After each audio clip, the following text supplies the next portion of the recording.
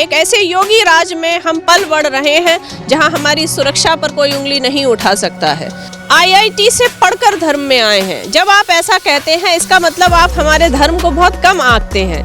एक समय महिलाओं को पर्दा प्रथा, सती प्रथा, बाल विवाह के नाम पर उनका दोहन शोषण हुआ। फिर वही महिलाएं उग्र हो गईं और आज इतनी उग्र हो गई हैं कि प्रताड़ित होकर बहुत से पुरुष आत्महत्याएं कर रहे हैं। हमारा धर्म की ये प्रकृति ही नहीं है हम किसी के धर्म का कुछ तोड़कर अपना बनाएं, लेकिन जहां हमारा तोड़कर बनाया गया है और वहां खोदने पर मिल रहा है तो ये वो स्वर्णिम युग है कि हमें अपने धर्म की स्थापना करनी चाहिए। नमस्कार, मेरा नाम संजय पांडे और लगातार हम प्रयागराज महाकुंभ में कवरेज पे रहे हैं। लगातार तमाम दिव्य संतों के आपको दर्शन करा रहे हैं, उनके विचारों को सुना रहे हैं। इसी कड़ी में हमारे साथ बातचीत करने के लिए शिप्रा पाठक जी हैं, उनसे बातचीत करेंगे। आप कई तरीके का मिशन चलाती हैं और उसके सहारे ये यहाँ पे तमाम लोगों के जीवन को परिवर्तन करने का भी आपने काम किया। तो शिप्रा पाठक जी से हम बातचीत करेंगे और जानने की कोशिश करेंगे कि क्या कुछ मिशन है और अब तक इस मिशन में कितने लोग आए हैं और कितने लोगों का जीवन बदला है और आगे क्या कुछ करने वाले हैं। शिप्रा पाठक जी, बहुत बहुत आपका स्वागत है। और क्या मिशन है आपका और प्रयागराज में किस तरीके का आप काम कर रही हैं? नर्मदे हर प्रयाग कुंभ की इस पवित्र भूमि से मैं आप सबको अपना प्रणाम भेजती हूँ। और प्रथम तल पर तो ये हम सभी जानते हैं, ये हमारी एक सांस्कृतिक ऐसी विरासत है जो तब से चली आ रही है जब से सृष्टि का आरंभ हुआ है।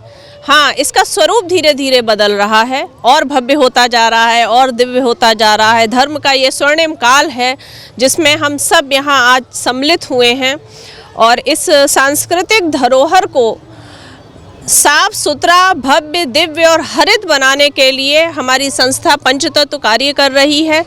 प्रयाग में आकर सिर्फ डुबकी लगाकर चले जाना ये तो सिर्फ एक स्वार्थ की भावना हुई कि आपने माँ से अपने लिए मोक्ष मांग लिया, लेकिन उस माँ के लिए वो सपूत और वो बच्चे क्या करना चाह रहे हैं इस पर भी सोचना पड़ेगा।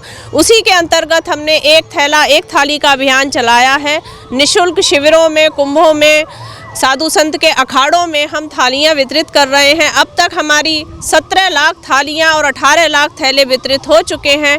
और आप भी अगर भ्रमण करने निकलेंगे तो आपको बाकी कुंभों से इस कुंभ की अगर तुलना करेंगे तो कंपेयर टू कम प्लास्टिक और थर्माकोल और पत्तल, ऐसी जो प्लास्टिक वाली पत्तलें हैं वो कम दिखेंगी। वाटर वुमेन के नाम से भी आपको जाना जाता है, इसके पीछे क्या कारण है? ये आप जैसे पत्रकार बंधुओं ही नाम दे देते हैं, कोई जल कन्या बोल देता है, कोई वाटर वुमेन बोल देता है, कोई साध्वी बोल देता है, लेकिन जो कुछ सम्मान से आप दे रहे हैं वो मुझे बहुत आत्मविभोर कर रहा है, प्रसन्नता दे रहा है। और आपका बड़ा योगदान है मेरे कार्यों को विस्तार देने के लिए, या ये कहें कि अगर कार्य सही होता है तो उसको विस्तार मिलता ही है। जी, साध्वी जीवन में क्यों? आप इतने पढ़े लिखे हैं, सब कुछ है, सब कुछ आप हासिल भी कर सकते थे, शादी विवाह कर, तो सब कुछ इसमें क्यों आए साध्वी जीवन? एक IIT बाबा आए हुए हैं। सामान्यतः मैं किसी के ऊपर टिप्पणी नहीं करती हूँ, ये मेरा सामान्य स्वभाव नहीं है, लेकिन उनके बात पर मैंने एक ही टिप्पणी की कि जब लोगों ने लिखा कि IIT से पढ़कर धर्म में आए हैं, जब आप ऐसा कहते हैं इसका मतलब आप हमारे धर्म को बहुत कम आंकते हैं। तो जैसा आपने कहा, इतनी पढ़ी लिखी होने के बाद आप साध्वी जीवन में क्यों आ गई, आप साधक जीवन में क्यों आ गए? इसका अर्थ है कि आप चाहते हैं अज्ञानी, दरिद्र, फकीर, ऐसे लोग आए जो जीवन में कुछ नहीं कर सकते। क्या वो धर्म में आने चाहिए या क्या वही धर्म में है? आप देखिए हमारे शंकराचार्य जी लोग, उन जैसा ज्ञान कहीं नहीं है। महामंडलेश्वर, हमारे साधु संत, आप किसी एक तथ्य पर बात करिए वो पूरा PhD कर देंगे, इतना शास्त्रीय ज्ञान है। तो ये कहना कि पढ़ लिखने के बाद इस रास्ते पर क्यों, ये कहीं ना कहीं हमारे धर्म को नीचा गिराता है। यहाँ पढ़े लिखे लोग ही आते हैं, यहाँ शास्त्र से ज्ञानी लोग ही आते हैं, यहाँ तपस्वी और सिद्ध साधक लोग ही आते हैं। उन्हीं का यहाँ पर एक इस मार्ग पर स्वागत होता है, क्योंकि जो धर्म के प्रति ज्ञानी होगा वही धर्म का विस्तार करेगा। तमाम लोग कह रहे हैं कि दिव्य है, भव्य है, नभ है ये कुंभ। और स्वच्छता की आपने बात ही कर दी, एक थाली और एक बैग, वो जो है बैग। तो उसके साथ ही ये बताइए कि थोड़ा सा कि जैसे तमाम लोग ऐसे भी हैं जो इस पे तमाम तरीके के निशाना साध रहे हैं। जैसे चंद्रशेखर आज़ाद रावण एक नेता हैं, नाम सुना होगा आपने या ना सुना हो। उन्होंने कहा कि जो पापी लोग होते हैं वही कुंभ में जाते हैं, जो अच्छे लोग हैं जो पाप नहीं किए वो नहीं जाते हैं। हाँ, मैंने ये स्टेटमेंट सुना नहीं, लेकिन जैसी दृष्टि वैसी सृष्टि ही होगी। जिसे हम अपनी अंतर्राष्ट्रीय स्तर पर अपनी सांस्कृतिक विरासत मानते हैं, उन्हें अगर वो ऐसा कह रहे हैं तो ये उनके अपने प्रारब्ध होंगे। जब किसी व्यक्ति को वो समंदर देखने की दृष्टि ही नहीं है तो वो उसे कैसे देख सकता है? सो ये एक ऐसा अवसर है जिसे भले ही आप सब भव्य और दिव्य बना रहे हैं, पर पंचतत्व संस्था के माध्यम से मैं इसे हरित बना रही हूँ, एक थैला एक थाली का नारा देकर। जी, ये बताइए, थोड़ा सा हम और जानना चाहते हैं कि ये बताइए कि जैसे तमाम तरीके के जो यहाँ पे काम हुए, उत्तर प्रदेश के सीएम योगी आदित्यनाथ ने कहा कि महिला सुरक्षा को लेकर उन्होंने बहुत सारे बयान दिए और कहा कि ये कुंभ दिव्य भव्य और नव्य होगा। क्या लगता है कि उस तरीके का इस बार है, सब कुछ है, महिला सुरक्षा का भी बहुत बढ़िया इंतजाम किए गए हैं यहाँ पे? महिला सुरक्षा का इंतजाम कुंभ में ही नहीं, आदरणीय महाराज जी का शासन जब से आरंभ हुआ है तब से हर महिला को, हर स्त्री को कहीं ना कहीं ये अंदर से साहस है कि मैं सुरक्षित हूँ। मैं एक ऐसे योगी राज में हम पल बढ़ रहे हैं जहां हमारी सुरक्षा पर कोई उंगली नहीं उठा सकता है। तो उन्होंने इतना हम सबको आश्वासन दिया है और मैं खुद भी महसूस करती हूं। पिछले साल अयोध्या से रामेश्वरम जब मैं पैदल यात्रा पर गई थी तो महाराज जी ने पूरा सिक्योरिटी दी थी, पूरी सुरक्षा दी थी। हालांकि मैंने निवेदन करके मना किया था कि नहीं, हम वो साहसी महिलाएं हैं जिनका आदर्श जानकी और अहिल्याबाई होलकर हैं, तो हमको बहुत सुरक्षा पुलिसकर्मियों की नहीं चाहिए। फिर भी कहीं कोई आवश्यकता होगी तो हम उनसे बात करेंगे। कहाँ तक अभी तक आपने यात्रा कर चुकी हैं और कहाँ कहाँ गई हैं, भ्रमण कहाँ गई? करीब 11,000 किलोमीटर की पैदल यात्राएं हुई हैं, जिसमें मां नर्मदा की 3,600 किलोमीटर की, शिप्रा गोमती और उसके बाद अयोध्या से रामेश्वरम, आगे भी कई पदयात्राएं हैं। लेकिन उनका उद्देश्य केवल स्व केंद्र स्व मोक्ष नहीं है, उसका उद्देश्य है हम छोटी छोटी समितियां बनाते हुए चले, लोगों को नदियों से, जंगल से, पहाड़ से, वसुंधरा से, मिट्टी से परिचित कराएं। क्योंकि आप पंजाब को अगर देखेंगे तो पूरा कैंसर की राजधानी बन चुका है। पंजाब एक ऐसा राज्य है जो बाकी राज्यों से बहुत दूर नहीं है। फिर कोई दूसरा राज्य कैंसर में बदले उसके पहले हमें सचेत हो जाना चाहिए और प्लास्टिक का, केमिकल का प्रयोग अब बंद करना चाहिए। एक और सवाल है आपसे हमारा कि जैसे जब ये प्रयागराज का आगाज़ हो रहा था, कुंभ की तैयारियां चल रही थी, तो वक्फ बोर्ड ने कहा कि ये पूरा वक्फ बोर्ड की ज़मीन है, पूरी प्रयागराज की जो ज़मीन है जहाँ पे कुंभ होने वाला है। ऐसे धर्मियों को लेकर क्या कहेंगे जो ऐसी समय समय पर ऐसी बातें करते रहते? पहले तो बातें की गई, तमाम मंदिरों को ध्वस्त किया गया, उसके ऊपर तमाम मस्जिदों का निर्माण किया गया, उसके बाद अब कुंभ के ऊपर निशाना साध रहे हैं इस तरीके से कि ये पूरी वक्फ की ज़मीन है। देखिए, प्रकृति जो होती है वो अपना संतुलन करती है और अपना न्याय करती है। एक समय महिलाओं को पर्दा प्रथा, सती प्रथा, बाल विवाह के नाम पर उनका दोहन शोषण हुआ। फिर वही महिलाएं उग्र हो गईं और आज इतनी उग्र हो गई हैं कि प्रताड़ित होकर बहुत से पुरुष आत्महत्याएं कर रहे हैं। ये भी गलत है। जब तक एक संतुलन में कोई प्रक्रिया चलती है वो अच्छी चलती है। तो हम किसी धर्म का, हमारा धर्म की ये प्रकृति ही नहीं है हम किसी के धर्म का कुछ तोड़कर अपना बनाएं। लेकिन जहां हमारा तोड़कर बनाया गया है और वहां खोदने पर मिल रहा है, तो ये वो स्वर्णिम युग है कि हमें अपने धर्म की स्थापना करनी चाहिए, फिर से उसका विस्तार करना चाहिए। क्योंकि प्रथम वेद हमारे ही हैं, जिनके द्वारा पूरे अंतर्राष्ट्रीय स्तर पर ना जाने कितनी खोज की गई है।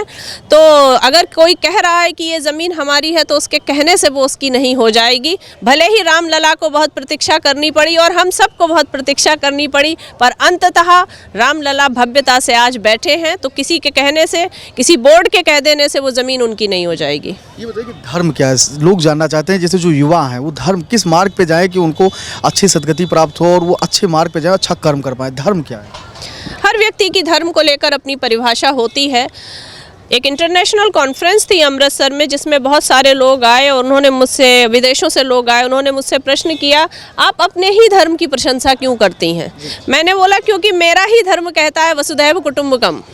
आप बताइए किसका धर्म कहता है? ये पूरी पृथ्वी हमारा परिवार है, ये केवल हिंदू धर्म कहता है। इतना समन्वय करता है। उसके समन्वय की वजह से, उसके लचीलेपन की वजह से ही उस पर आक्रमण हुए, उस पर प्रहार हुए, उसे मिटाया गया। लेकिन अंततः वो झंडा कभी झुका नहीं, वो झंडे को कोई जला नहीं पाया और सनातन परंपरा फैलती रही। आज हम थोड़ा सा आक्रामक होकर उसकी रक्षा कर रहे हैं कि फिर कोई विद्रोही आकर हमारे सनातन पर, हमारे हिंदुत्व पर प्रहार ना करे। तो धर्म का अगर आप सटीक उदाहरण डालें और सब माने तो किसी का अहित किए बिना अपना हित करना धर्म है। तमाम भी जो हिंदू लड़कियां तमाम मॉडर्न की तरफ जा रही हैं, मॉडर्नाइजेशन कर रही हैं और अलग अलग तरीके से वो शिकार भी हो रहे हैं। जैसे लव जिहाद एक बहुत प्राकरणीय मामला सामने आया, तो उन लड़कियों को क्या संदेश देना चाहेंगे जो इस तरीके से मॉडर्नाइजेशन में जाके उसके बाद इस तरीके का शिकार बन रही हैं? देखिए, जितनी भी प्रकृति और संस्कृति संभली थी वो स्त्री ने संभाली थी, और जितनी भी विकृत हुई है वो भी स्त्री ने ही विकृत की है।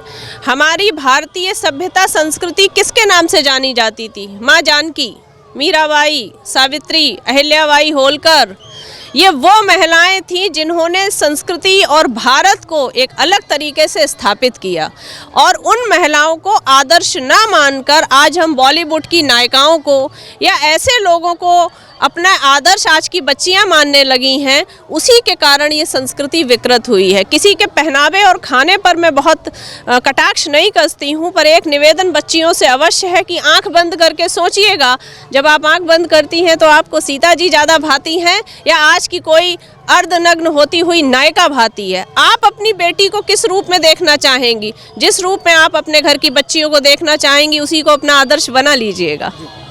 कुछ इसके ऊपर भी आप कुछ एक तरीके का मिशन चलाने वाले कि जिससे तमाम हिंदू लड़कियां जो इससे बचें, क्या कुछ इस तरीके का आप करेंगी उनके लिए? मेरा जो पूरा उद्देश्य है, फोकस है, वो नदियों के संरक्षण पर है। मैं नदियों की सेवा के लिए निकली हूँ और इसी के बीच में मैंने ये सोचा है कि नदी तब बचाई जा सकती है जब संस्कृति बचेगी, और संस्कृति तब बचाई जा सकती है जब स्त्री बचेगी। तो समय समय पर हम अपनी बच्चियों को यूनिवर्सिटीज़ में जाकर और कॉलेजेस में जाकर, स्कूलों में जाकर इस बात से समझा रहे हैं कि आपका आवरण, आपकी वेशभूषा, सब कुछ भारतीय संस्कृति के अनुकूल हो। आप चांद पर भी पहुँच जाना, लेकिन भारत माता की जय बोलना। तमाम लोग शिव की परिभाषित करते हैं, आपके मायने में आपके नज़रिए में शिव क्या है? शिव तो प्रथम योगी हैं, प्रथम गुरु हैं। उन्हीं से इस सृष्टि का प्रारंभ हुआ है और उसी में विलीन हो जाएगी। उनका जो प्रमुख स्थल काशी है, कहते हैं कि जब कलयुग आएगा तो त्रिशूल पर काशी टिकी हुई है, कुछ मुट्ठी भर लोग बचेंगे और वहाँ से फिर से एक युग आरंभ होगा। तो शिव हम सब के आराध्य हैं, देवादिदेव हैं, महादेव हैं। जटाओं से उनकी गंगा निकली है, वो गंगा, वो नदी जो मुझे अति प्रिय है। तो तय बात है कि वो हम सबके आराध्य हैं और सृष्टि उन्हीं से शुरू हुई है। तमाम संतों से बात की, तमाम लोगों से बातचीत की, तो उनका एक साफ तौर पे कहना है कि जो अपना एजुकेशन सिस्टम है वो थोड़ा दूसरी तरफ चला गया है। पहले हमें अध्यात्म की ओर जाना चाहिए। जो गुरुकुल चलते थे वो शानदार होते थे, वहाँ से बच्चे क्या होता था, आध्यात्मिक और संस्कार उसके जीवन में आते थे, लेकिन वो अब पूरी तरीके से खत्म हो गया। उसको लेकर आप क्या सोचते हैं, एजुकेशन को लेकर, सिस्टम को? ये एक दिन में तो नहीं हुआ होगा ना, शनै शनै किया गया है। मैं आपको उदाहरण देती हूँ। आपने कई सारे कटआउट और बैनर देखे होंगे, उसमें एक छोटी बच्ची मेरे कटआउट में देखी है, एक थैला एक थाली। वो मेरी भतीजी है। मैं चाहती हूँ उसे 100 भाषाएं भी आएँ, वो इंग्लिश भी सीखे, लेकिन इंग्लिश बोलने में उसे गर्व नहीं होना चाहिए। गर्व वो अपनी मातृभाषा पे करे। 1 साल की बच्ची को मैंने थैला थाली इसलिए पकड़ाया कि पहले दिन से वो ये समझे आश्रम व्यवस्था क्या है, कुंभ व्यवस्था क्या है, कुंभ है क्या। भले ही वो नहीं समझ रही है, पर सूक्ष्म शरीर में बहुत सारी चीज़ें सिंचित होती चली जाती हैं। उसे मैंने 2 दिन को यहाँ बुलाया था, उसको कुंभ में डुबकी लगाई थी। तमाम परिवारीजन कह रहे थे इन्फेक्शन हो जाएगा, ठंड लग जाएगी, बहुत छोटी बच्ची है।